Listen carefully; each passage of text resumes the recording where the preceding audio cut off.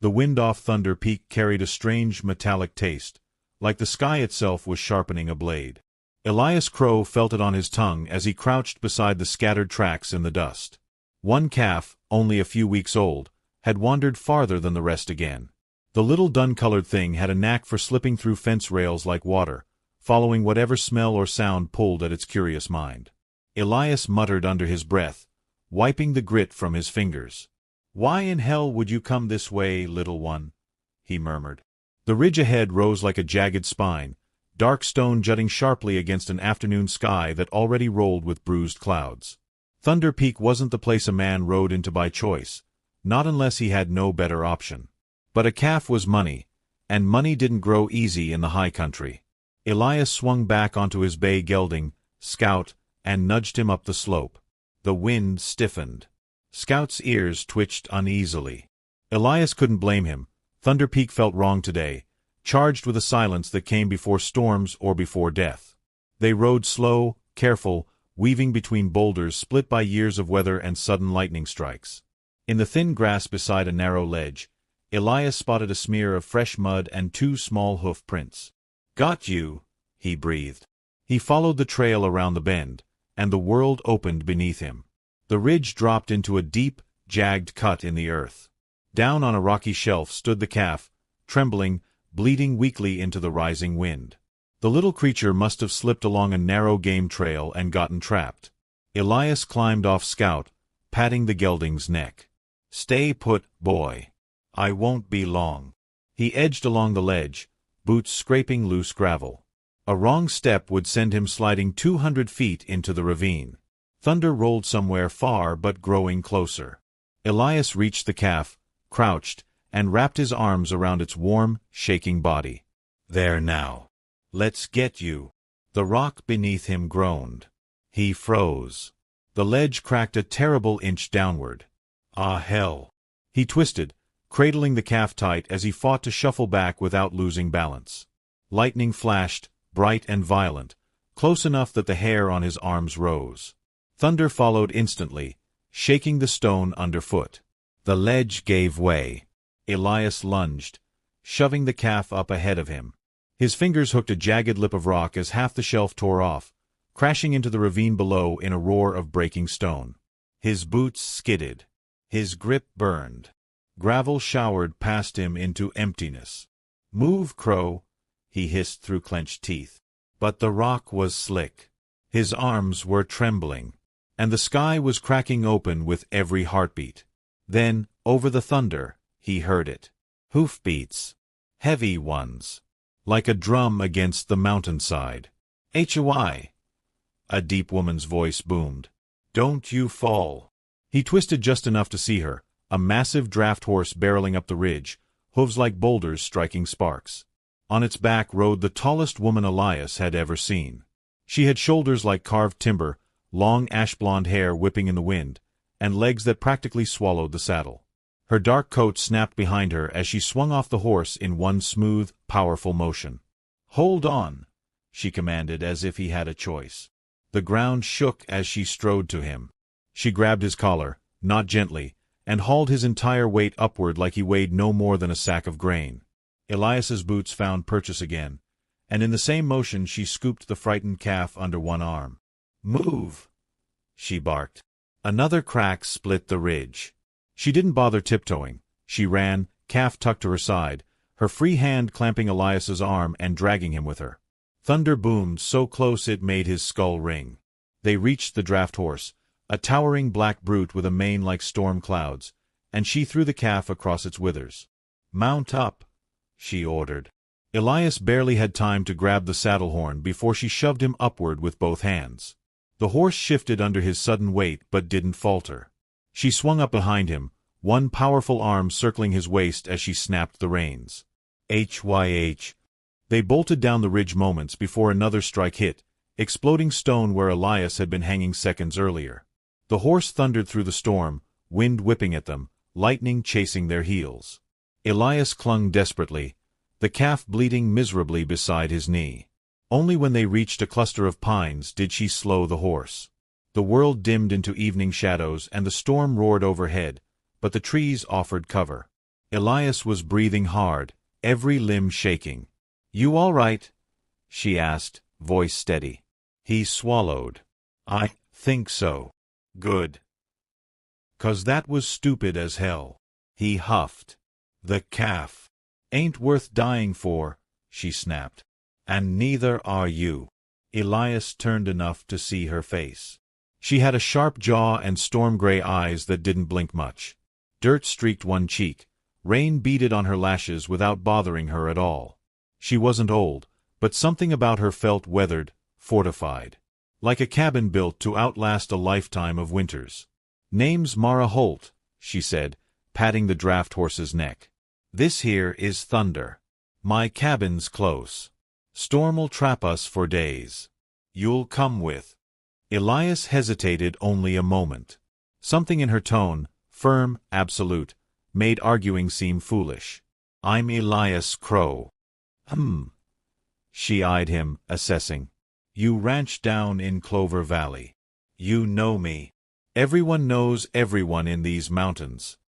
They rode through tightening rain until her cabin appeared between two massive stone outcroppings, a sturdy timber-built home, smoke curling from its chimney, the surrounding clearing neat and tended. She slid off the horse, lifted the calf with one arm again, and motioned him inside. The warmth hit him immediately. The scent of pine sap kindling and old cedar beams wrapped around him like a blanket. She set the calf near the hearth, checking its legs briefly before nodding in approval. "You're not hurt?" she asked. "Bit shaken," he admitted. "But fine." "Good. It dry out." He watched her as she moved, stripping off her wet coat, hanging it by the fire, her broad shoulders rising and falling with slow, measured breaths. There was a stillness to her, beneath all that strength. A hollowness, too. A widow's quiet. He'd heard stories in town, about the Thunder Peak widow who lived alone, who scared hunters off her land, who rode a horse big enough to crush a man. But the stories forgot the details that mattered. Like the sorrow hidden deep behind storm-gray eyes.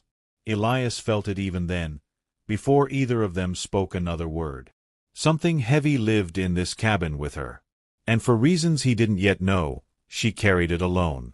By the time Mara had stoked the fire high and thrown a wool blanket around Elias's shoulders, the storm had settled into a relentless, drumming downpour. Rain hammered the roof like thrown gravel. The wind curled around the cabin eaves with a mournful howl, and now and then lightning flashed through the cracks around the shuttered windows. Elias sat near the flames, palms outstretched. His clothes steamed as they dried. The calf slept curled near the hearth, twitching lightly in dreams. Mara moved with a quiet efficiency, as if storms like this were nothing more than routine. She ladled thick elk stew into 2 tin bowls and set one beside Elias before seating herself on a stool several feet away. He noticed the small distance she kept, close enough for practicality, far enough for caution. "Eat," she said. "You look half frozen." He offered a faint smile. Hard not to be, nearly falling off a mountain. Her eyes flicked to him. "You talk a lot for someone who almost died." "Talking reminds me I didn't." A twitch of something, maybe amusement, pulled briefly at the corner of her mouth before she buried it in a sip of stew. Elias ate gratefully.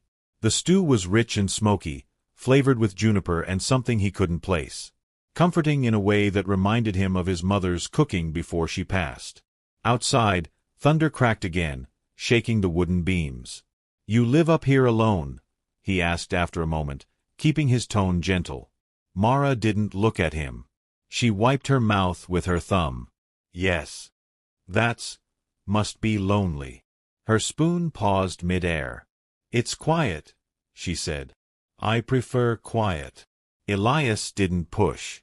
Something about the way she held herself, shoulders squared, chin set like stone, made him tread carefully. She carried an invisible weight, and he sensed the wrong word could make her retreat. Instead, he tried a different path. "Thunder's a fine animal," he said, nodding toward the stall outside the window where the massive draft horse had settled. "Strongest horse I've ever seen." Mara's posture softened, just barely. "He belonged to—" She stopped, jaw tightening. "He belonged to my husband. I trained him after." "I'm sorry," Elias said softly. I didn't mean to bring up something painful. You didn't. But her voice carried the kind of quiet that meant yes, you did, just not your fault. Silence settled between them, though not a harsh one. Elias finished the last of the stew, listening to the fire hiss and pop. You'll sleep in the loft, she finally said, rising. It's warmest up there. Storm's not letting up tonight. Much obliged, Elias said, standing too. You've done more than enough already. Mara shrugged as she gathered the bowls. You'd do the same. Maybe he would've, Elias thought. But dragging him up from a collapsing cliff while carrying a calf under her arm? That wasn't something most folks could do. Do you get many folks stranded up here? He asked. No. Town says you don't care for company. Town says a lot. She gave him a pointed look. People fear what they don't bother to understand. Her words hung heavy with a double meaning, one Elias caught clearly. She wasn't only talking about her size or her solitude. You're right, he said. People talk big when they're small inside. A long breath left her chest, slow and almost surprised. She looked at him then, not through him or around him, but at him. Her storm-gray eyes softened a degree. I'll show you the loft, she murmured. The stairs creaked as she led him up. The loft was simple, a bed of thick furs, a small window facing the mountains, shelves lined with books and carved wooden tools. Everything was neat and sturdy. You built this place? Elias asked. With my husband, she said quietly. Her fingers brushed one of the carved beams before she turned away, as if the memory stung. Thank you, Elias said. She nodded once. Get some rest, Crow. Elias woke sometime past midnight to the thunder easing into a distant rumble. The rain softened, turning from violent lashes to steady drips sliding off the roof. The cabin glowed faintly with the dying embers of the hearth. He shifted under the heavy blankets. That's when he heard it. A soft sound. Not quite a cry, not quite a gasp. He sat up, listening. Down below, Mara breathed in sharply, as though trying not to. A choked half-sound slipped out before she stilled it. Elias hesitated. It wasn't his place. He'd only met her hours ago. But something in that quiet, muffled pain tugged at him. He climbed down the ladder with careful steps. Mara sat at the small table near the window, elbows braced, face buried in her hands. Her broad shoulders trembled once, just once, before she forced them still. A lantern glowed dimly beside her, its flame flickering. Elias stopped a few feet away. Mara? Her head jerked up. She wiped her face quickly, though he could see the redness in her eyes even in the low light. You should be sleeping, she said stiffly. So should you, he replied gently. She exhaled sharply through her nose. Storm woke me. No, Elias said quietly. Not the storm. Her jaw tightened. She rose so abruptly that the chair scraped back. It's late. Go back to bed. Mara.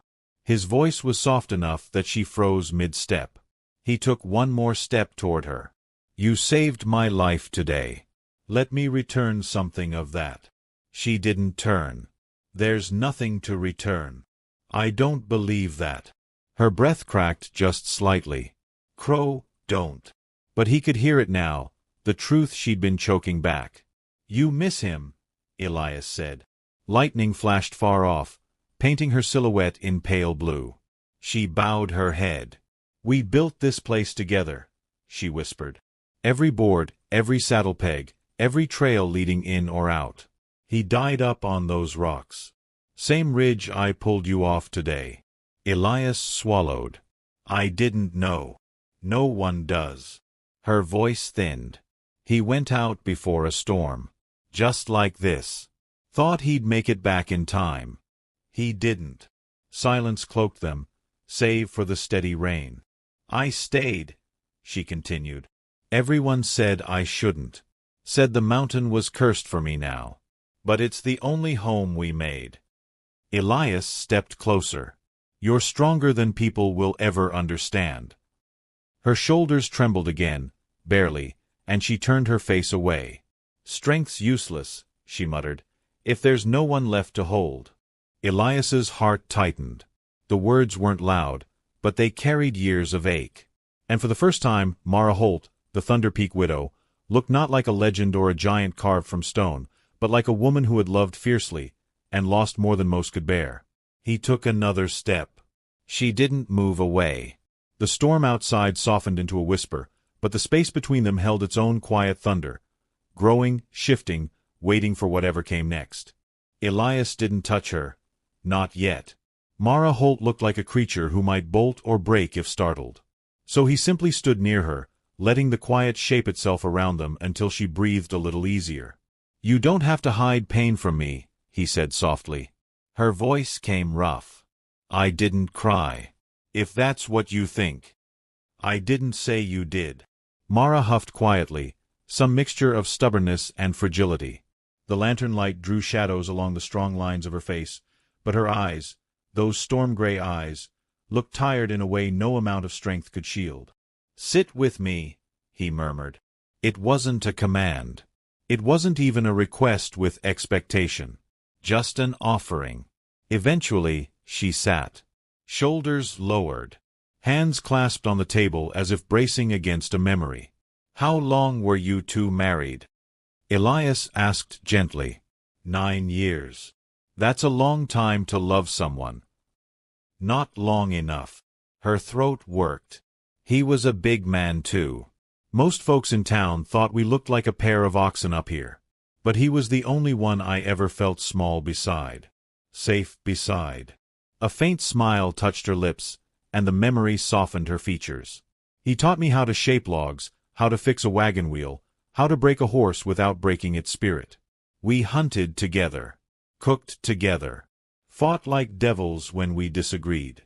But everything we built, every inch of this place, was ours. Nobody else's. Elias nodded. Love like that doesn't disappear. It settles into the walls. Into the ground. Into you. Her eyes flicked up to him. Studying. Searching. You talk like someone who's loved and lost, she said. He hesitated before answering. My father passed a few winters ago. Ranch almost went under.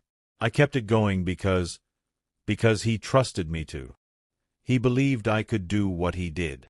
Mara listened in silence, really listened, which was its own kind of intimacy. I know it's not the same, Elias added.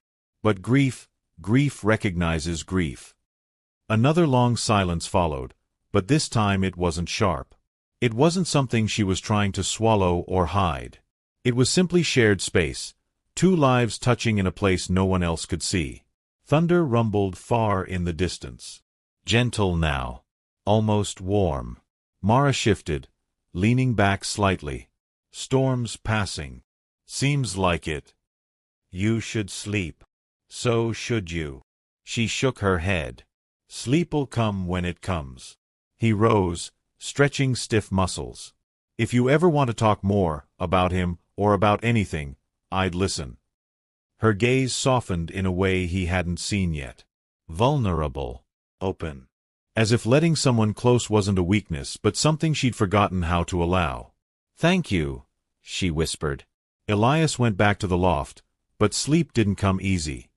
He lay awake, listening to the rain taper into silence, thinking of the woman downstairs, the strength she carried, the loneliness she bore, the way she pulled him from the jaws of death without hesitation. He'd known her less than a day. Yet he felt he'd known people far longer and understood them far less. Morning broke pale and cold, mist clinging to the pines. Elias descended the ladder to find Mara outside, splitting logs with a single swing of her axe. Thunder, the massive draft horse, grazed quietly nearby. Mara's long, broad back moved with each measured heave, powerful but graceful. Elias stepped out onto the damp earth. You always start the day this early? She didn't pause. Storm kept me up. Might as well work. Want help? She gave him a sidelong glance, lips twitching faintly. You swing an axe? Enough to keep fire in a hearth. Then take that one. She gestured to a second axe leaning against the stump. He joined her, and together they split logs in a steady rhythm. Their breaths formed clouds in the cold morning air. After a while, she spoke. "You'll be stuck here till at least tomorrow. Mountain roads wash out in storms." "I don't mind," Elias said. She hesitated. "Most folks would." "I'm not most folks." Her mouth twitched again, almost a smile. Almost. They worked until a neat stack of logs formed. Mara finally lowered her axe, brushing her hair from her face. "I'll cook breakfast," she said. "You tend the calf." Elias found the little creature awake and hungry, nosing at a bucket. He fed it, speaking softly as it nudged his palm with surprising trust. "You've got a gentle way about you," Mara said from the doorway, watching him. "Animals don't take to everyone." He shrugged. "Maybe they know I mean well. Maybe." She leaned against the doorframe. "Or maybe you're softer than you look." "Soft." He laughed. "That's a new one." She folded her arms. "Didn't say weak. Soft ain't bad." He stepped closer, close enough to smell the faint cedar smoke in her hair. "I don't mind being soft, under the right circumstances." A flush touched her cheeks, not embarrassment, but something warmer, more real. Breakfast was simple: fried potatoes, eggs, venison jerky, but it tasted better than anything Elias had eaten in months. Maybe it was the fresh air, or the storm's aftermath, or maybe it was sitting across from Mara Holt while she tried, with little success, not to stare at him too long. Conversation came easier now. She told him about the wildlife she monitored, the trails she kept clear, the way she maintained the cabin alone. He listened with genuine interest. "You shoulder a lot by yourself," he said. "Someone has to. You ever think about letting someone share that load?" Her fork paused midair. Her eyes lifted. And this time, she didn't look away. "Maybe," she said slowly. "If the right person came along." Elias's heartbeat climbed. And what would the right person look like? She gazed at him steadily. "Someone who respects the mountain. Someone who doesn't fear my size. Someone who doesn't treat me like a legend or a ghost. Someone who talks soft but stands firm." "That's a tall order." "You think so?" "Not tall," he said with a gentle grin. "Just specific." She snorted softly. "You mocking me, Crow?" "Not even a little." The air warmed between them, not from the fire but from something unspoken, something that had been building from the moment she saved his life. When cleanup was finished, she walked with him toward the edge of the clearing. The morning sun broke through the mist, catching the wild strands of her ash-blonde hair. "You'll head back tomorrow," she said quietly. "If the roads allow," he answered. "You'll have ranch work waiting." "I will." They stood close. Close enough that Elias felt her warmth despite the cold air. "But," he said slowly, "I could ride back up here again. Storm or no storm." Her chest rose in a deep breath. "Why would you do that?" "Because you're up here." Mara swallowed hard, and for the first time, her eyes shone with something that wasn't sorrow or grief, something tentative, hopeful, fragile, and fierce all at once. She reached out and rested her broad hand on his chest. Testing. Feeling the steady beat of his heart. "You talk like a man who means what he says," she whispered. "I do." She stepped closer until the space between them vanished. She smelled of wood smoke and cold pine and something like new beginnings. "Then maybe," she murmured, "I'd let you ride up again. Maybe I'd even let you stay a while." Elias lifted his hand to her cheek, slow, respectful, and she leaned into it with a soft breath, as if surprised by how natural it felt. Outside, thunder snorted. The calf bleated. Life resumed its ordinary sounds. But in that quiet clearing on Thunder Peak, something changed forever. A widow guarding her heart. A rancher seeking more than he knew he'd lost. Two lives crossing in the aftermath of lightning and fear. And from the ashes of a storm, Mara Holt finally let someone in.